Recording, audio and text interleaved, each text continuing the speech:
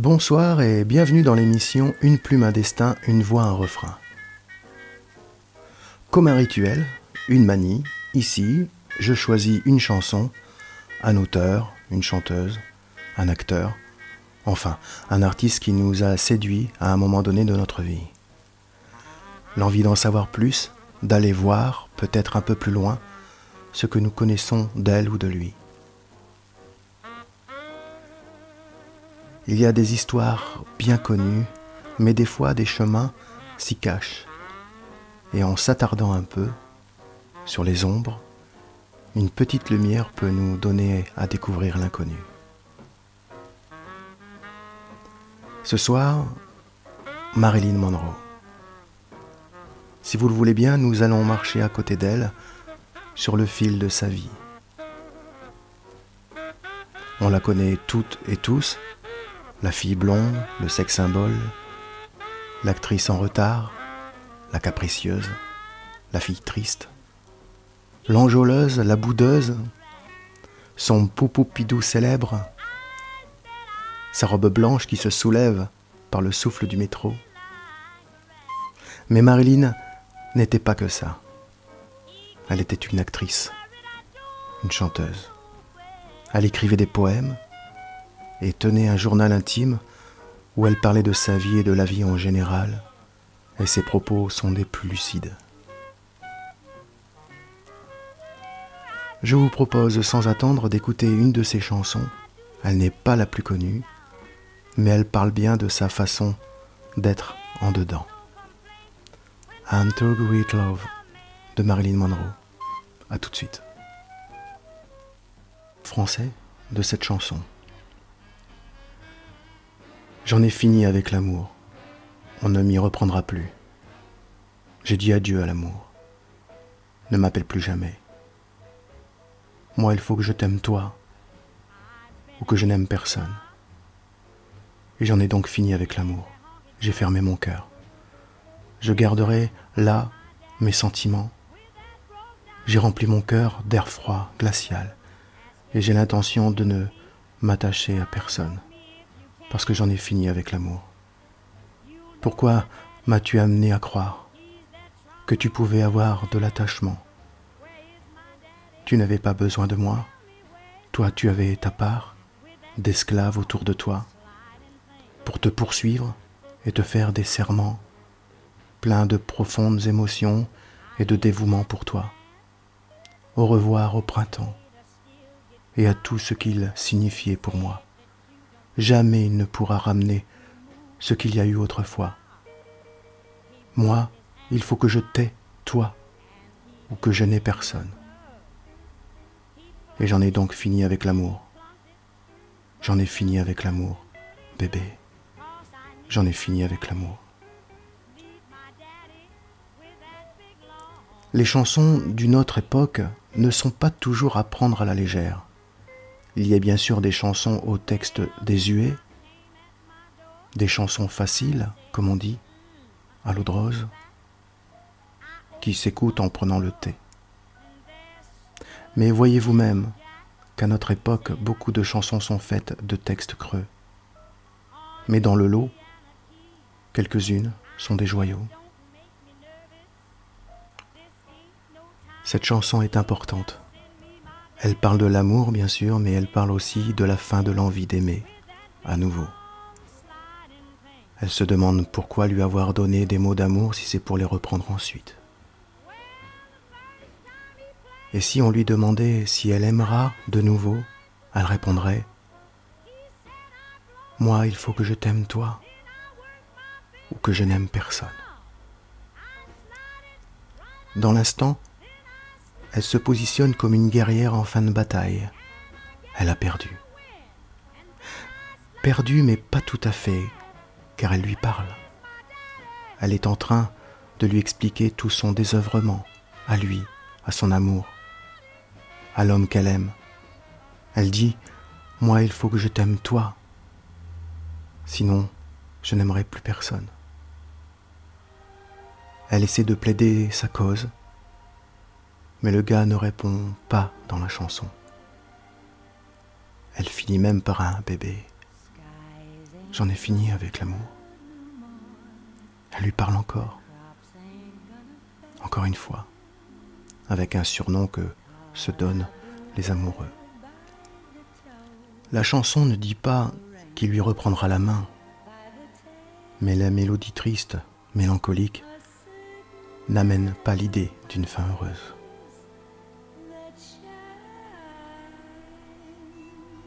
Marilyn.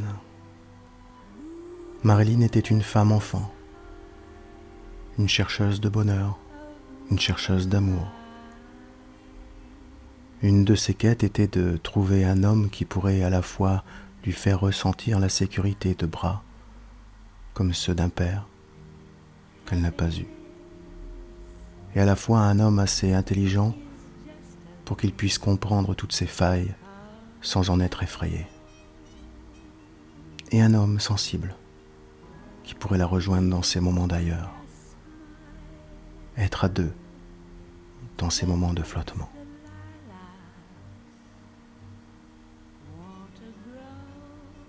Elle a écrit à ce sujet ceci.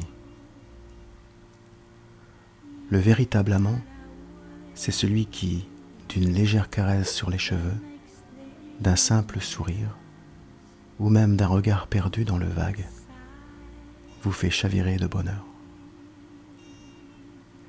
Marilyn était une femme qui recherchait un bonheur simple mais qui prenait des chemins complexes. Sa vie était chevauchée entre son passé douloureux et son présent hasardeux.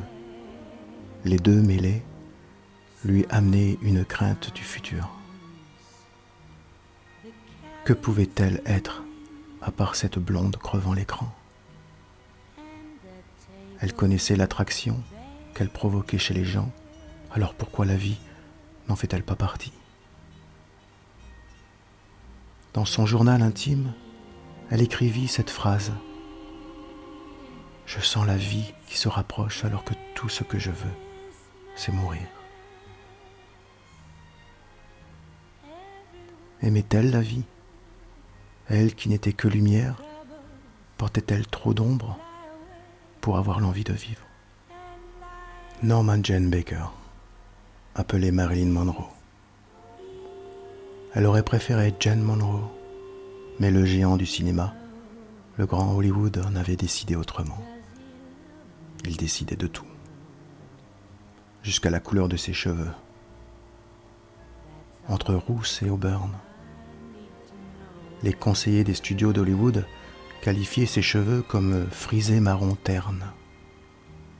Il fallait changer tout ça. Elle passa donc du blond vénitien au blond doré, du blond doré au blond cendré jusqu'au blond champagne. Mais les colorations étaient des plus dangereuses à l'époque, et des ratages arrivaient souvent. Le cuir chevelu en feu, eczéma, asthme et autres désagréments pour être belle était un véritable calvaire. Mais on était en train de fabriquer Marilyn Monroe, qui allait devenir la star planétaire. Alors l'on pouvait s'amuser au Dr Jekyll sur la fille qui voulait être aimée. Nous connaissons tous les sujets de ces retards sur les plateaux au cinéma, les acteurs n'en pouvant plus d'attendre, les réalisateurs à bout de nerfs dépeigneront Marilyn comme une non-professionnelle, une actrice sans talent, une idiote, une blonde. Même l'acteur Tony Curtis, qui joua avec elle, déclara « Embrasser Marilyn, c'est comme embrasser Hitler ». Mais après bien des années plus tard, il changea la version en expliquant qu'un journaliste lui avait posé la question et lui répondit avec humour « C'est comme d'embrasser Hitler ?» Qu'est-ce que c'est que cette question stupide? En fait, Tony expliqua que c'était comme une blague, finit-il. L'humour peut parfois faire rire une assemblée et faire pleurer une seule personne. Voici une phrase d'elle parlant de ses retards. Quelque part, ça me rend heureuse. d'être en retard. On m'attend. On est impatient de me voir. Ça me rappelle toutes ces années où on se fichait que je sois là ou non. Certes, Marilyn avait un trac fou, par peur qu'on ne l'aime pas, qu'on la juge mal, qu'on la trouve idiote, qu'elle joue mal, qu'elle fasse mal les choses. Mais il y avait aussi ce détail important. Sa coiffeuse attitrée devait passer des heures pour que le blond platine ne vire pas au jaune par une température inadaptée. La température un peu chaude et la couleur pouvait virer, même à l'orange. Et elle frisait naturellement. Et très régulièrement, sa coiffeuse, qui n'était qu'à quelques pas d'elle, courait vers Marilyn pour lui lisser la mèche rebelle. Hollywood engagea la blonde, prit sous contrat le sex symbole, et il pouvait aussi la virer si la poupée n'était plus parfaite. Alors Marilyn jouait le jeu. On l'aimait dans les cinémas et dans les rues. Les magazines en faisaient des couvertures, plus colorées les unes que les autres. Elle était devenue la réincarnation de la femme parfaite. Dans son journal intime, il y a ceci. Une carrière, c'est fantastique, mais on ne peut pas se blottir contre elle la nuit, quand on a froid. Elle connaissait fort bien les méfaits de la lumière artificielle. Elle en connaissait toute la magie, mais aussi les sortilèges néfastes, quand elle décide de s'éteindre, quand le rideau tombe. Marilyn était une fille forte pour avoir enduré ce qu'elle endura, et fragile à la fois comme un chat sauvage, pris au cou par le collet de la vie. Écoutez un extrait d'un de ses plus grands films, The Misfits, Les Désaxés. La scène se situe en plein désert texan. Elle et ses amis sont en balade pour voir la nature et les chevaux sauvages. Ses amis, cow-boys, vendeurs de chevaux, ne manqueront pas d'en capturer un pour la revente, pour la viande. Soudain, Marilyn se met en furie et crie de toutes ses forces sur l'injustice que créent les hommes. Écoutez, on revient juste après.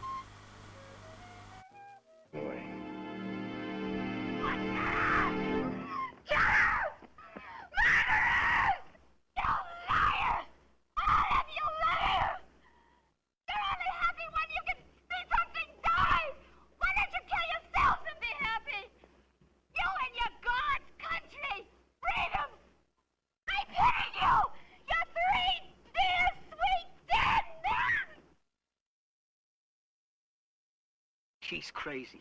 What? They're all crazy. You try not to believe it because you need them. She's crazy. You struggle, you build, you try. You turn yourself inside out for them. But it's never enough.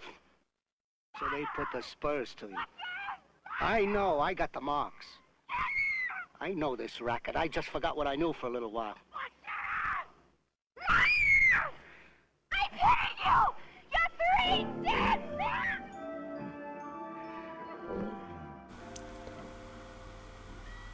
Alors que ses amis ont mis un cheval à terre, ligotant ses pattes, Marilyn s'enfuit, se retourne et crie. Bourreaux, assassins, menteurs, tous vous êtes des menteurs. Votre seul plaisir, c'est de voir mourir. Pourquoi ne vous tuez-vous pas, vous et votre pays de cocagne, votre liberté? Je vous déteste. Vous êtes 3 morts sans cœur. On dit plus tard que c'était un film maudit. Clark Gable, Montgomery Clift, Marilyn Monroe sont morts peu de temps après. Où est Norma? Où est la fille qui se rappelle trop son enfance cassée? Est-elle dans le sourire rouge bordant des dents éclatantes? Ou dans ce regard absent qui regarde un horizon sans l'envie d'aller vers lui? Être elle? Oui, elle le voulait. Mais qui était-elle? Dans son journal intime, quelques mots. J'ai toujours pensé que je n'étais personne. Et la seule façon pour moi de devenir quelqu'un, eh bien, c'est d'être quelqu'un d'autre.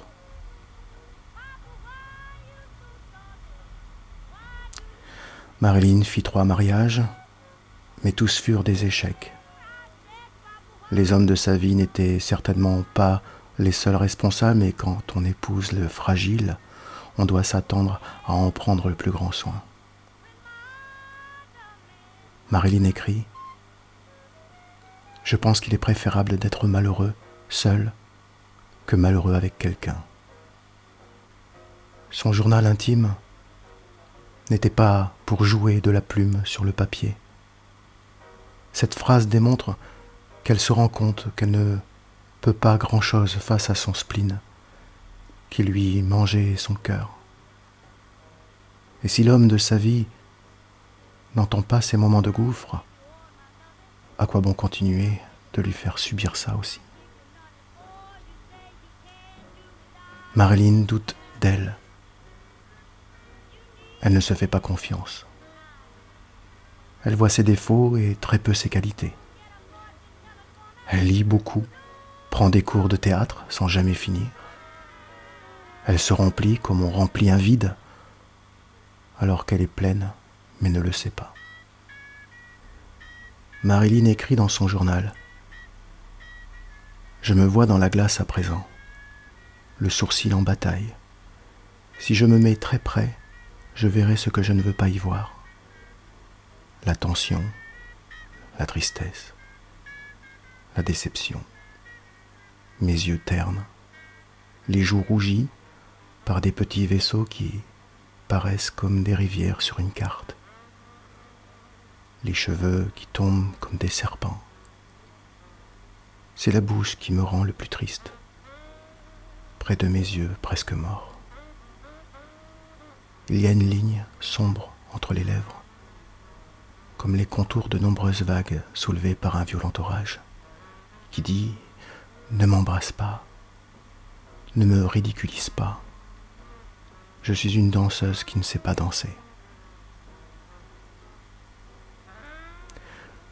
Je suis une danseuse qui ne sait pas danser, écrit-elle. Marilyn se passe au microscope, cherche les défauts, jusqu'à s'approcher très très près de son visage. Elle décèle la moindre ride, la moindre expression qui serait l'inverse de la beauté. Elle se juge sévèrement, comme pour encore se grandir, apprendre, changer, être une autre, ou tout bonnement s'achever. Elle ne voit pas ce qui fait d'elle, elle, tout simplement. Elle se boude, elle se tire les cheveux, tire la langue pour se faire des grimaces. Marilyn n'est pas à son coup d'essai. Elle se juge mal depuis si longtemps. Depuis toujours, sans que rien ne transparaît pourtant lorsqu'elle entend « ça tourne ». Parcourons encore son journal intime.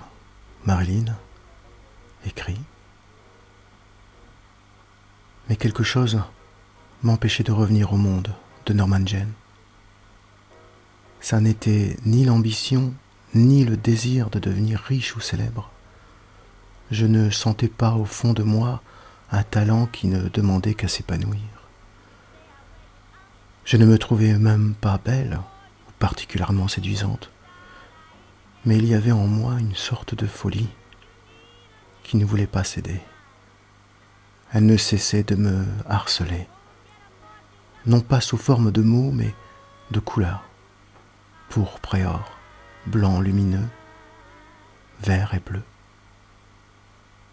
Les couleurs dont je rêvais dans mon enfance, lorsque j'essayais d'échapper au monde morne et sans amour, où vivait Norma Jean, la petite esclave orpheline. Ce monde-là, je le fuyais toujours, mais il continuait à m'environner. Norma Jean sortit de ce monde en devenant Marilyn Monroe, mais cette dernière sait bien que sous le phare, la petite fille pleure toujours. S'échappe-t-on de notre enfance? Surtout quand celle-ci fut cruelle. Marilyn était éveillée sans repos possible.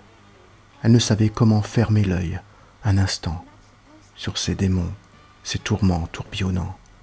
Elle cherchait le repos comme un bateau, une île. Mais elle naviguait sans carte dans son océan troublé. Elle s'interroge même sur l'existence, sur des pourquoi sans réponse. Elle écrit cette pensée. Parfois, je me demande à quoi sert le temps de la nuit. Il n'existe pratiquement pas pour moi. Tout paraît comme un long jour sans fin, horrible. Je voudrais terminer avec quelques citations de Marilyn qui est à la fois féministe en son temps, avec une pointe d'humour, et pour d'autres de l'humour sarcastique, car à l'époque il fallait bien répondre aux hommes. La femme qui cherche à être l'égale de l'homme manque d'ambition. Ou j'ai une grosse tête, vous savez, bien sûr. Il n'y a rien dedans, mais elle est grosse tout de même. Dans son journal intime, on peut lire aussi « J'aime les plaisanteries, mais je ne veux pas en être une. » La vérité, c'est que malgré mon rouge à lèvres, mon mascara et mes rondeurs précoces, j'étais aussi sensuel qu'un fossile.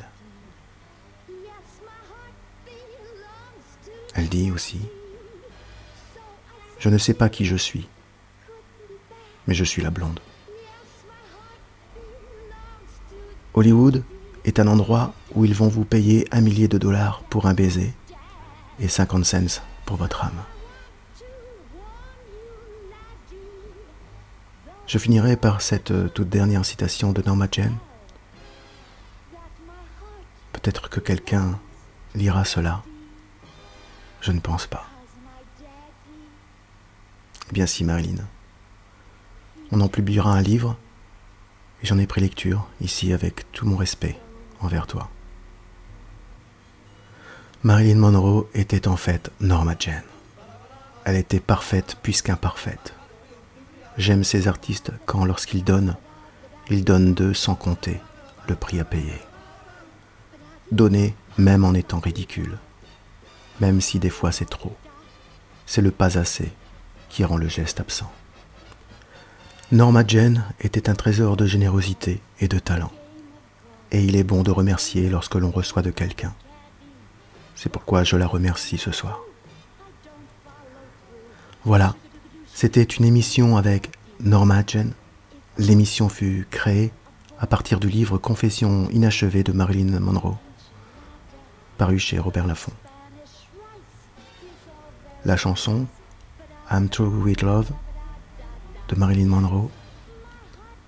Et vous avez pu entendre les musiques de fond Salty Papa Blues et Big Long Sliding Thing de Dinah Washington, Happiness is a Thing Called Joe de Peggy Lee, Somewhere Over the Rainbow de Judy Garland et My Heart Belong to Daddy de Marilyn Monroe. Je vous dis à très très vite sur votre radio PPNco pour une autre émission avec une autre chanson, avec une autre artiste. À très vite.